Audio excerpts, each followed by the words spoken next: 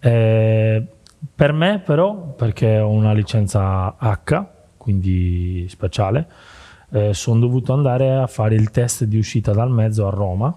Dovevo uscire in minimo 14 secondi dall'auto, ero uscito in 6 secondi, quindi sono Quindi stati abbastanza... delle tempistiche per questioni di sicurezza. Per questioni diciamo. di sicurezza.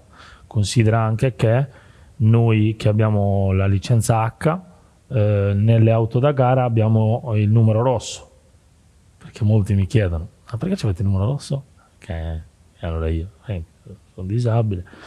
Ok, perché? Certo, perché la domanda poi dice: ma il numero rosso, ok, va Certo. bene, perché l'organizzatore di gara, in caso di incidente, o il commissario sa che in caso di incidenti di 2 auto, il primo che devono estrarre è quello col numero rosso, che magari ha difficoltà.